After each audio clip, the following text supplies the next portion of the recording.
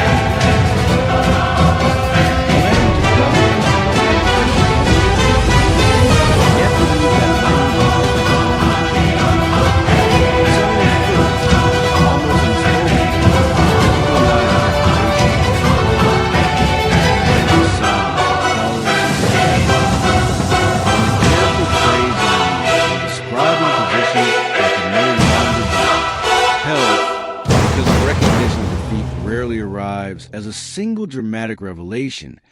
it seeped slowly into conversation, into posture, into the way experienced commanders stopped arguing about possibilities and began calculating consequences. And by the final months of the war, many German generals had reached a point where the question was no longer whether Germany could win, but whether anything meaningful could still be preserved from the collapse that now seemed unavoidable. The failed offenses of the previous year had already signaled the beginning of this transformation, nowhere more clearly than in the East, where the vast distances of the Soviet Union had swallowed entire formations, and where each attempt at stabilization of the front demanded resources that no longer existed in sufficient quantity. Yet even as losses mounted, the structured command prevented open acknowledgement of reality, because loyalty, fear, ideology, and personal survival intertwined in ways that made honesty itself dangerous, and so the outward image of determination continued, even while private doubts expanded in the mind of officers who understood logistics, manpower, and geography well enough to see what political leadership refused to accept. When the Western Allies landed in Normandy in June of 1944, the war entered a phase that removed the final possibility of strategic recovery,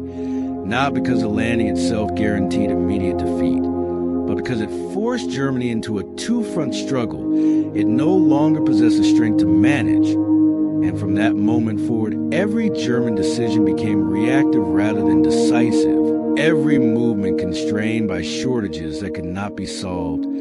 every counterattack dependent on reserves that no longer matched the scale of the threat.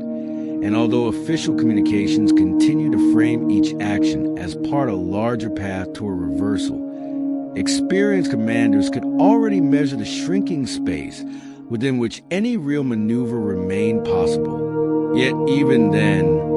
the full psychological weight of defeat had not completely settled across the high command, because as long as movement continued, as long as armies still existed in the field,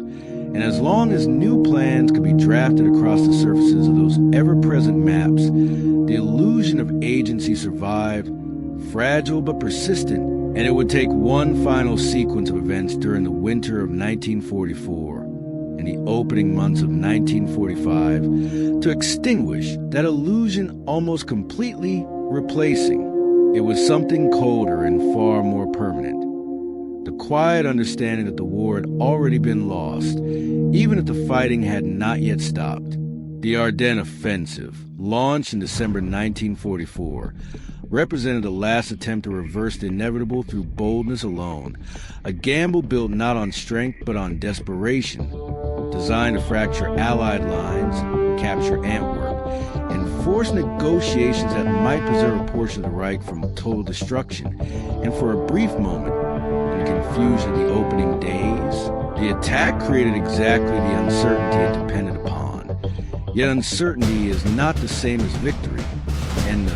deeper structural weaknesses facing Germany remain unchanged beneath the temporary shock inflicted on Allied positions, meaning that even as the offensive advanced, the conditions required for true success were already absent within German command centers. Reaction to the offensive revealed a widening divide between hope and manipulation, because while political leadership demanded belief in decisive outcomes, many senior officers had already seen the limits imposed by human shortages, overstretched supply lines, growing dominance of Allied aircraft waiting just beyond the peninsula,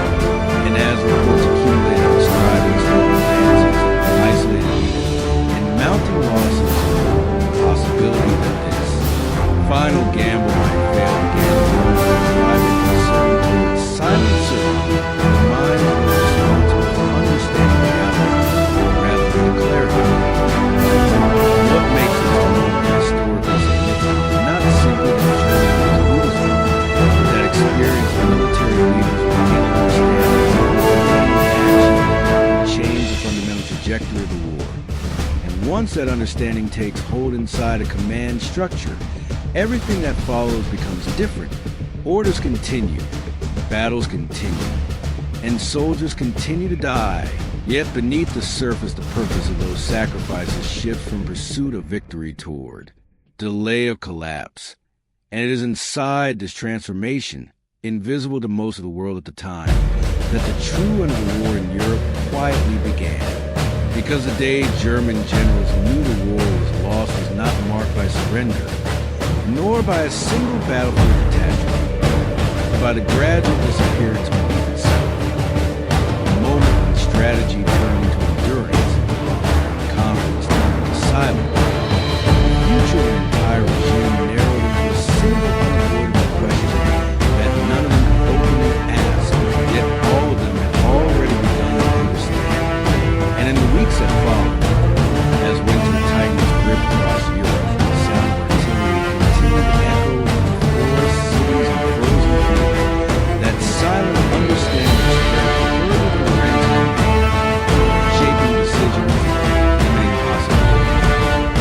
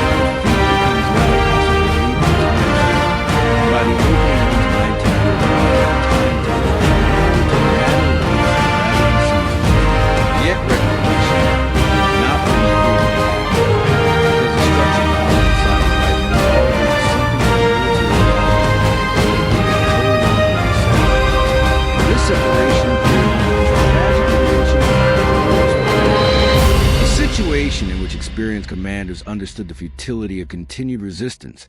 while remaining bound to a leadership that interpreted any admission of defeat as betrayal,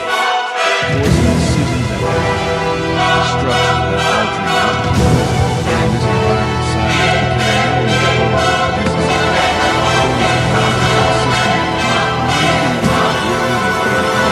the atmosphere inside Adam's headquarters during these final months reflected this growing distance, where maps still displayed the vision existed only on paper and counterfeits discussing growing casual creating a widening gap between attention and reality that every professional soldier is considered a challenge. And as allied armies territory still some generals responded quietly, focusing their remaining efforts on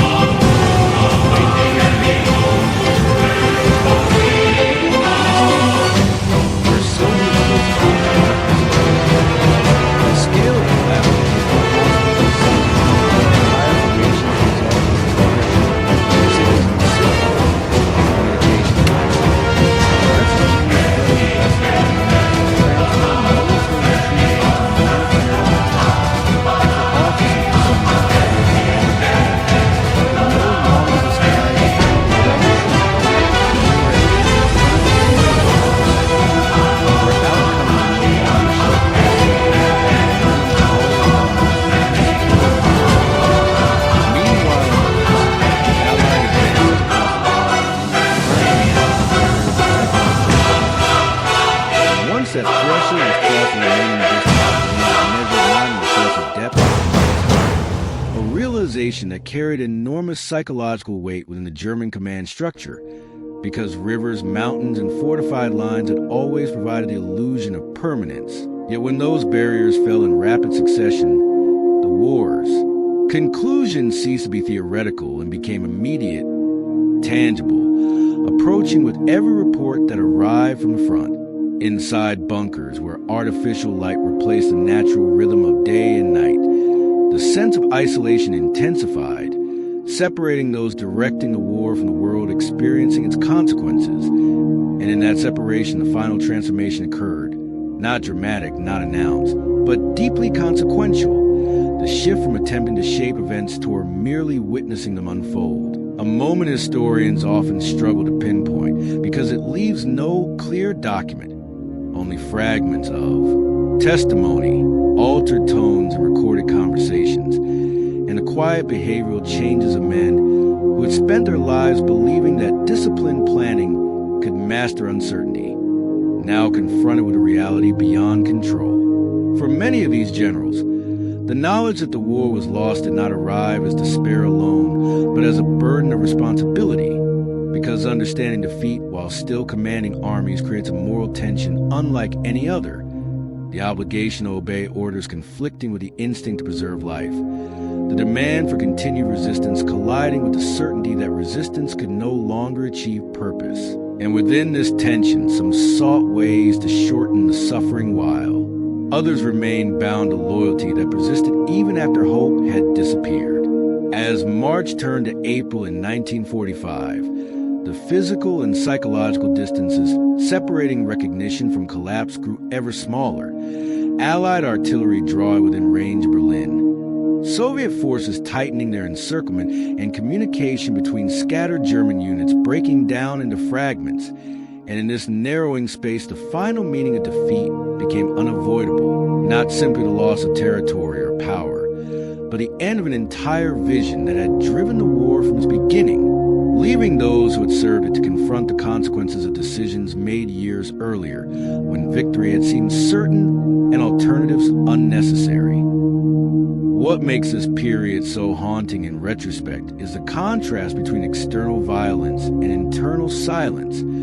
Battles still raging, civilians still fleeing, cities still burning,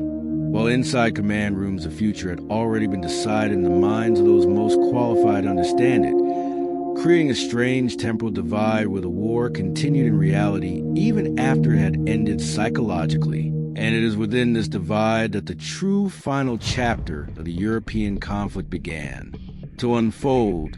quietly, inevitably, beyond the reach of any remaining command. And as the last defenses around Berlin prepared for an assault they could not repel, the question confronting Germany's remaining leadership was no longer how to win, nor even how to survive, but how history would remember the choices made in these final days, a question that would linger long after gunfire ceased, shaping testimony, memory, and judgment in the decades that followed, while the world above those underground rooms moved steadily toward the moment when silence would finally replace the sound of war. By April of 1945, the physical space which had overturned to record the remaining war had narrowed to a series of underground rooms beneath the shadows of the bunker designed for protection, yet transformed into something closer to a sealed chamber of inevitability, where reinforced conflict and destruction from above but could not prevent the slow convergence of reality within. Inside was the confined world, time itself seemed to distort the measure, less by the turn of days and by the rhythm of artillery impacts echoing through the ground.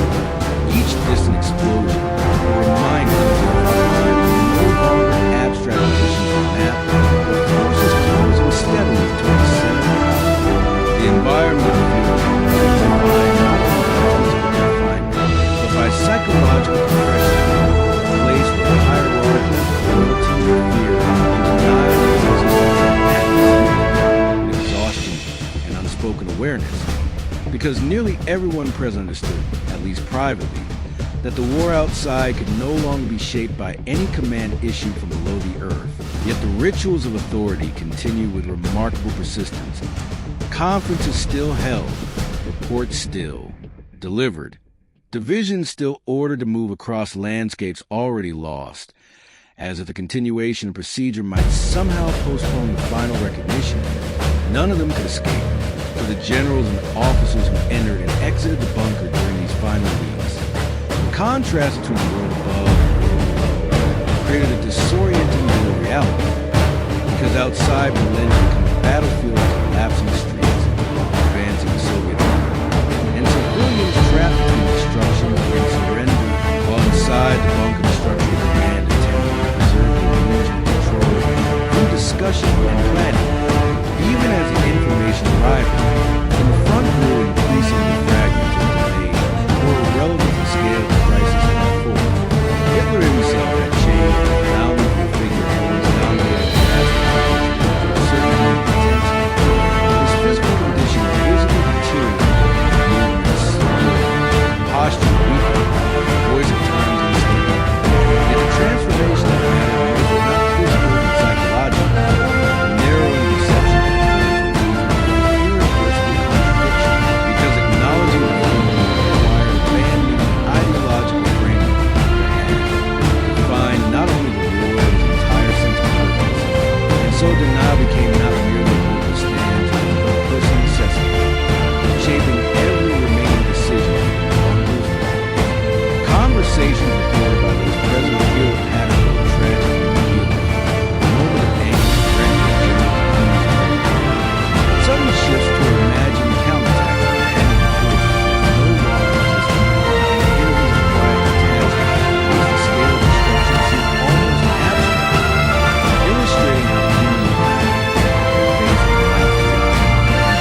often retreats and fragments, holding themselves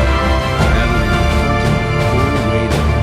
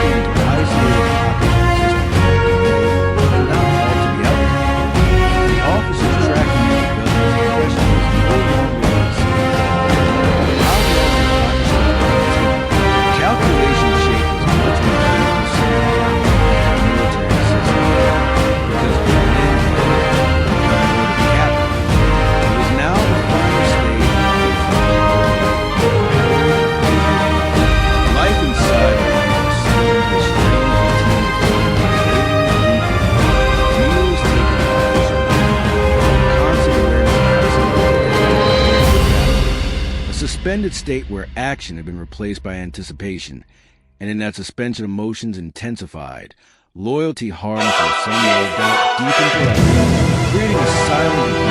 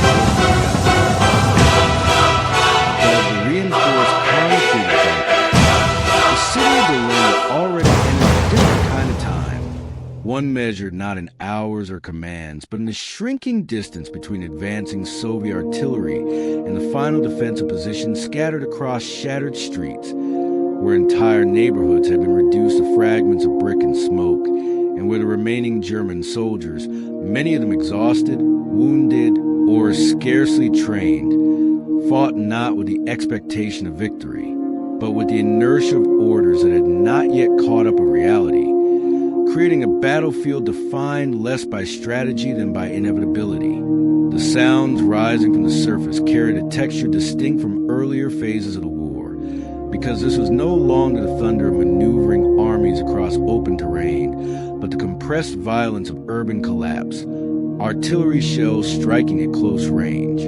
buildings burning without fire brigades to answer them, civilians moving through rubble in search of water, shelter, or disappearance. And within this environment, the distinction between military and civilian space dissolved almost completely, turning the final defense of the German capital into a convergence of fear, duty, and survival where history unfolded street by street rather than front by front. Soviet forces advancing into the city encountered resistance that varied from fierce to symbolic.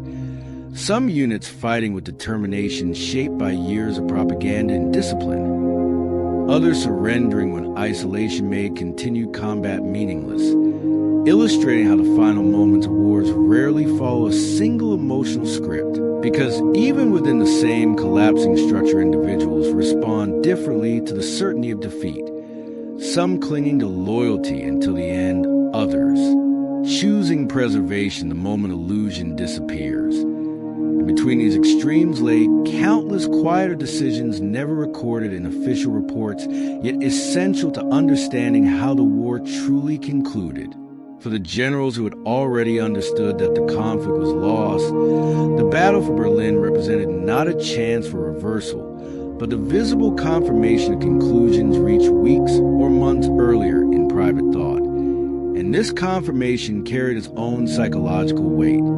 because witnessing the physical destruction of a capital transforms abstract inevitability into tangible finality, replacing calculation with observation, and leaving those who had once shaped events to confront the limits of power in the most direct way possible. Inside the remnants of German command structures still functioning beyond the bunker, fragments of authority attempted to impose order on chaos. Messages transmitted through failing communication lines. Units instructed to hold positions already surrounded.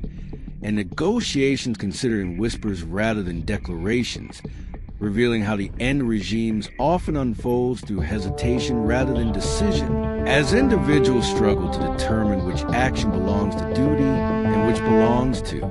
survival, and how history will judge the difference between them once the noise of battle fades. Meanwhile, for the civilians trapped within Berlin, the fall of the city meant something more immediate than political transformation. It meant the abrupt end of one reality and the uncertain beginning of another, experienced not through speeches or documents, but through the sudden absence of familiar structures, the disappearance of authority that had governed daily life, and the overwhelming presence of forces that once existed only as distant enemies, turning conclusions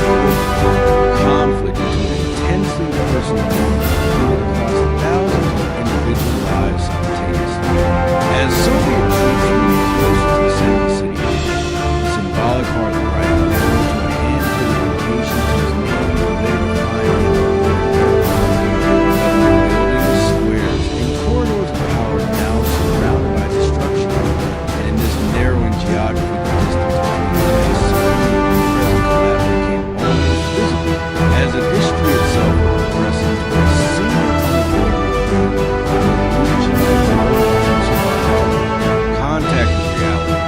The final resistance did not end in a single dramatic incident, but dissolved gradually. Positions abandoned, weapons lowered. Commanders making decisions shaped less by ideology than by exhaustion and recognition. And through this slow unraveling, the war in Europe approached its true conclusion. Not the formal surrender still days away, but the moment when organized belief in continuation finally disappeared from the ground where it had persisted the longest, and as silence began to replace the constant rhythm of artillery in certain streets, tentative at first, fragile, easily broken by distant gunfire, yet unmistakably different from the violence that had preceded it. The city itself seemed to pause between destruction and aftermath, suspended in space where the future had not yet taken form, the past had not yet released its grip, leaving soldiers, civilians, and surviving officials alike to confront the same unspoken realization that the world which had begun war no longer existed, and that whatever followed would be shaped not by victory or defeat alone, but by memory and consequence, and the long shadow cast by choices that could never be undone. In the days that followed the collapse of organized resistance,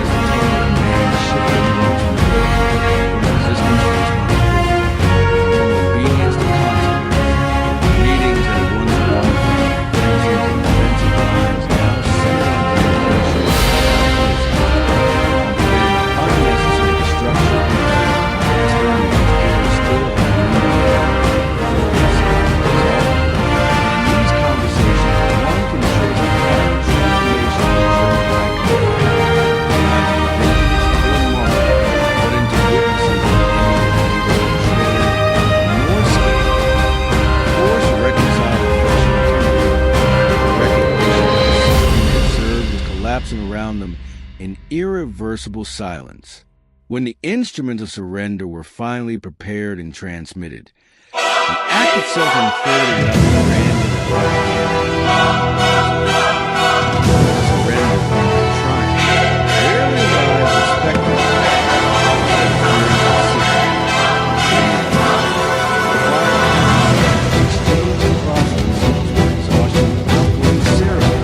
and in that subdued atmosphere, not the final flash of knowledge, simplest and most difficult act of for many generals.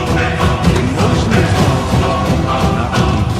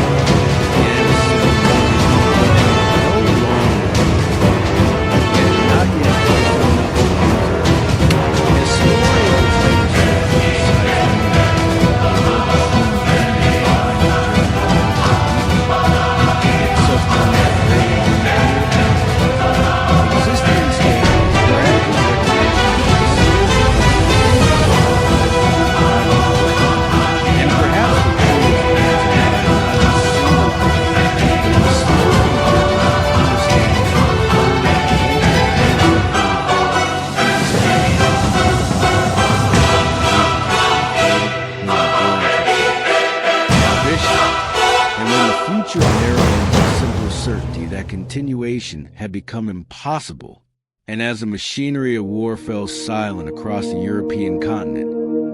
the final realization carried by those who had once directed its movement remained suspended between past and future, a recognition that power, once absolute, had ended in confinement and ruin,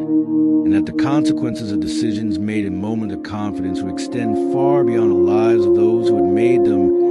shaping memory, judgment, and the fragile peace that would follow, leaving behind a question that would linger long after the documents were signed and the armies disbanded, a question not about how the war was fought, but about how its ending would be understood, remembered, and carried forward by a world forced to rebuild itself in the silence that remained.